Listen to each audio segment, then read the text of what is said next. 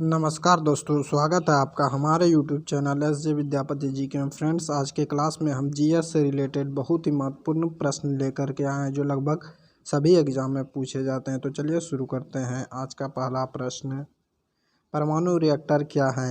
आणविक भट्टी। परमाणु रिएक्टर क्या है फ्रेंड्स? आणविक भट्टी, याद रखना है। पायरोमीटर का प्रयोग करते हैं अत्यधिक उच्च तापक्रम नापने में। पायरोमीटर का प्रयोग करते हैं अत्यधिक उच्च तापक्रम नापने में। आर्सेनिक 74 रेडियोएक्टिव का प्रयोग किया जाता है ट्यूमर के इलाज में। आर्सेनिक 74 रेडियोएक्टिव का प्रयोग किया जाता है ट्यूमर के इलाज में। तो चलिए नेक्स्ट क्वेश्चन, आंतों के रोगी के निदान में किन किरणों का उपयोग किया जाता है? एक्स किरण। एक्स किरण। आंतों के रोगी के निदान में किन किरणों का उपयोग किया जाता है? एक्स किरण।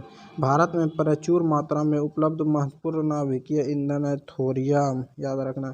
भारत में प्रचुर मात्रा में उपलब्ध महत्वपूर्ण नाभिकीय ईंधन क्या है? थोरियम। थोरियम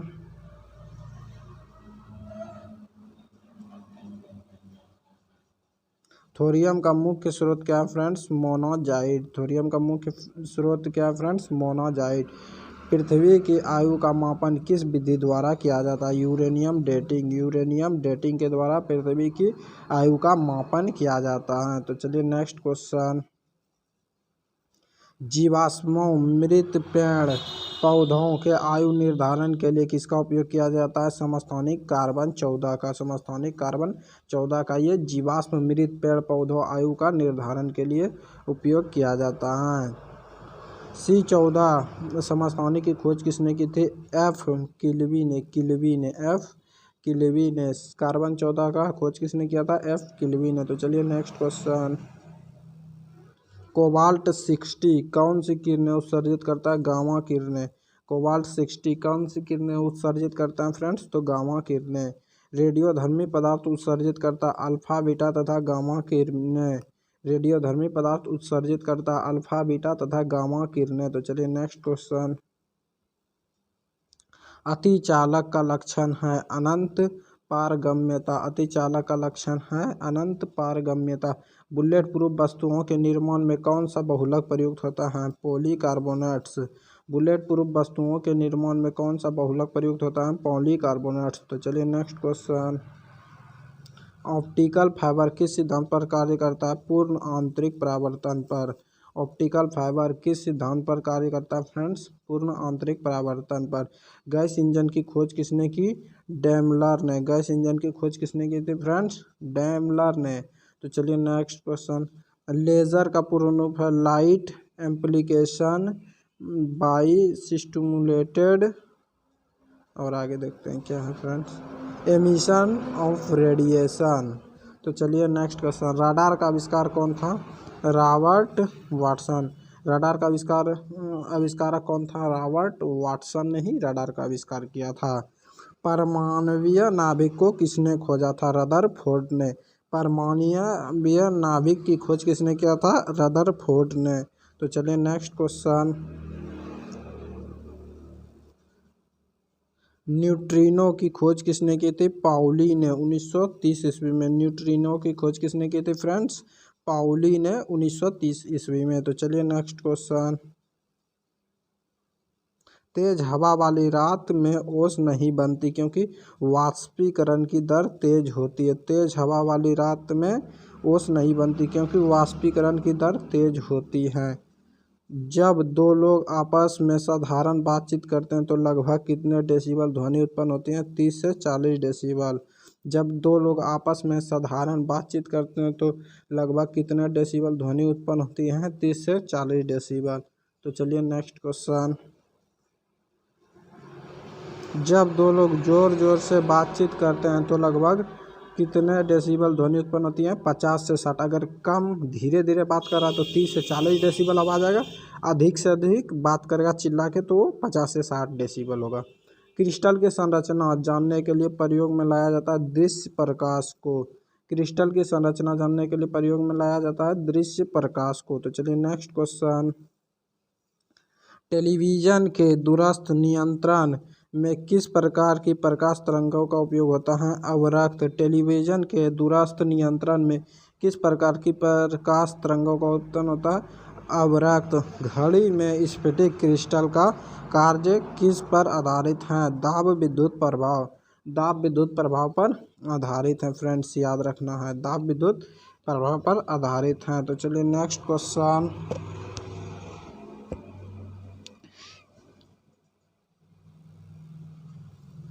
एक सूखी सेल में कौन सी ऊर्जा पाई जाती है फ्रेंड्स?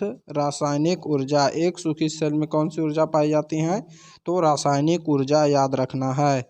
एक कार बैटरी में प्रयुक्त विद्युत अपघटय होता है सल्फ्यूरिक अम्ल, याद रखना है। एक कार बैटरी में प्रयुक्त विद्युत अपघटय क्या होता है फ्रेंड्स? सल्फ्यूरिक अम्ल। तो चलिए नेक्स्ट क्वेश्चन। टंगस्टन की खोज किसने किया था?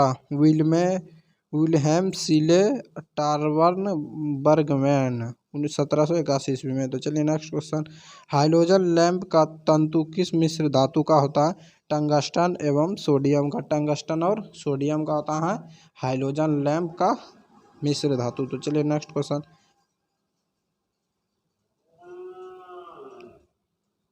मानव शरीर यानी शुष्क के विद्युत प्रतिरोधक परिणाम की कोटि क्या है? 10⁻6 ओम। मानव शरीर के विद्युत प्रतिरोध के परिणाम की कोटि क्या है? 10⁻6 ओम। सामान्यतः ट्यूबलाइट में कौन सी गैस होती है? आर्गन के साथ मरकरी वेपर। आर्गन के साथ मरकरी वेपर होते हैं ट्यूबलाइट में। तो चलिए नेक्स्ट क्वेश्चन।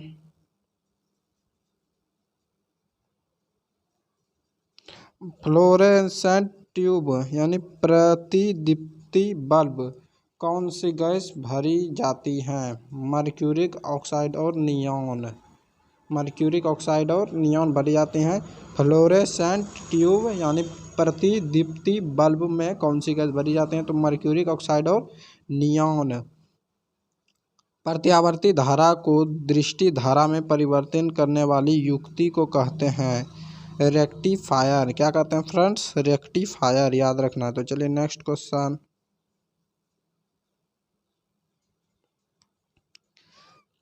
दिष्ट धारा का डायरेक्ट करंट यानी डीसी को प्रत्यावर्ती धारा यानी अल्टरनेट करंट एसी में परिवर्तन करने वाली युक्ति को कहते हैं इन्वर्टर। क्या कहते हैं फ्रेंड्स? इन्वर्टर। डीसी को एसी में बदलने को क्या कहते हैं? इन्वर्टर। सूर्य में ऊर्जा का स्रोत है नाभिकीय संलयन। सूर्य में ऊर्जा का स्रोत क्या है फ्रेंड्स? नाभिकीय संलयन। तो चलिए नेक्स्ट क्वेश्चन। द्रव बूंद की संकुचित होकर न्यूनतम क्षेत्र घेरने की प्रवृत्ति का कारण क्या है फ्रेंड्स? पृष्ठ तनाव। द्रव बूंद की संकुचित होकर न्यूनतम क्षेत्र घेरने की प्रवृत्ति का क्या कारण है फ्रेंड्स? पृष्ठ तनाव, याद रखना है।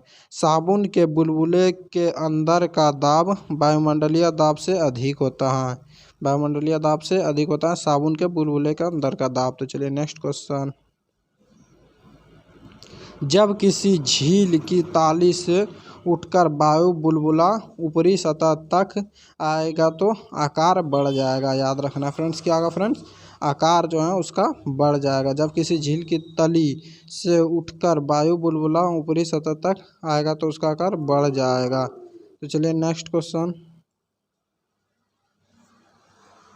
बादलों के वायुमंडल में तैरने का कारण है उनका काम। वायुमंडल में तैरने का कारण है उनका कम घनत्व। बादलों को वायुमंडल में तैरने का कारण है उनका कम घनत्व। चलिए नेक्स्ट क्वेश्चन। समुद्र में प्लावन करते हुए आइसबर्ग का कितना भाग समुद्र की सतह से ऊपर होता है? तो 1/10 भाग ऊपर होता है फ्रेंड्स। समुद्र में प्लावन करते हुए आइसबर्ग का कितना भाग समुद्र की सतह से ऊपर होता है? तो 1/10। चलिए नेक्स्ट क्वेश्चन। समुद्र में नदी की अपेक्षा तैरना आसान है क्योंकि समुद्री जल का घनत्व अधिक होता है। समुद्र में नदी की अपेक्षा तैरना आसान है क्योंकि समुद्री जल का घनत्व अधिक होता है। तो चलिए नेक्स्ट क्वेश्चन। जब कोई जहाज नदी से सागर में घुसता है तब जहाज कुछ ऊपर उठ जाता है। जब कोई जहाज़ नदी से सागर में घुसता है तब जहाज़ कुछ ऊपर उठ जाता है। तो चलिए नेक्स्ट क्वेश्चन। कांच में प्रकाश का वेग होता है 2.0 × 10⁸ मीटर प्रति सेकेंड। तो चलिए नेक्स्ट क्वेश्चन। त्रिआयाम में लेजर किरण यानी बीम की सहायता से चित्र बनाने की विधि का नाम है होलोग्राफी। त्रिआयाम में लेजर किरण बीम की सहायता से चित्र बनाने की विधि का क्या नाम है फ्रेंड्स? तो होलोग्राफी। किसी तारे का रंग सूचक होता है उसके ताप का। किसी तारे का रंग सूचक क्या था फ्रेंड्स? उसके ताप का। किस बिंदु पर फ़ारेनहाइट तापक्रम सेंटीग्रेड तापक्रम का दुगुना होता है? 160 डिग्री फ़ारेनहाइट। 160 डिग्री फ़ारेनहाइट में क्या होता है फ्रेंड्स? तापक्रम जो होता है दुगुना हो जाता है। तो चलिए नेक्स्ट क्वेश्चन। अस्त होते समय सूर्य लाल दिखाई देता है प्रकीर्णन के कारण। अस्त होते समय सूर्य जो है लाल दिखाई देता है किसके कारण? प्रकीर्णन के कारण। आकाश नीला दिखाई देता है प्रकाश के प्रकीर्णन के कारण। आकाश नीला किसके कारण से दिखाई देता है फ्रेंड्स? प्रकाश के प्रकीर्णन के कारण। तो चलिए नेक्स्ट। कार में साइड मिरर के रूप में किस दर्पण का प्रयोग होता है? उत्तल दर्पण। कार में साइड मिरर के रूप में किस दर्पण का प्रयोग होता है? उत्तल दर्पण। तो चलिए नेक्स्ट क्वेश्चन। मृग तृष्णा उदाहरण है पूर्ण आंतरिक परावर्तन का। मृग तृष्णा किसका उदाहरण है फ्रेंड्स? पूर्ण आंतरिक परावर्तन का। धूप के चश्मे की पावर होती है 0 डायोप्टर। धूप में चश्मे की पावर क्या होती है फ्रेंड्स? 0 डायोप्टर। थर्मोस्टेट का प्रयोजन क्या है? तापमान को स्थिर रखना। थर्मोस्टेट का प्रयोजन क्या है फ्रेंड्स? तापमान को स्थिर रखना। तो चलिए नेक्स्ट क्वेश्चन। रेफ्रिजरेटर में खाद्य पदार्थ ताज़ा रखने हेतु सुरक्षित तापमान है 4 डिग्री सेल्सियस। रेफ्रिजरेटर में खाद्य पदार्थ ताज़ा रखने हेतु सुरक्षित तापमान है फ्रेंड्स 4 डिग्री सेल्सियस। चलिए फ्रेंड्स, वीडियो अच्छा लगा तो वीडियो को लाइक करें, चैनल को सब्सक्राइब करें, अपने दोस्तों के साथ शेयर करें। मिलते हैं नेक्स्ट वीडियो में, तब तक के लिए जय हिंद।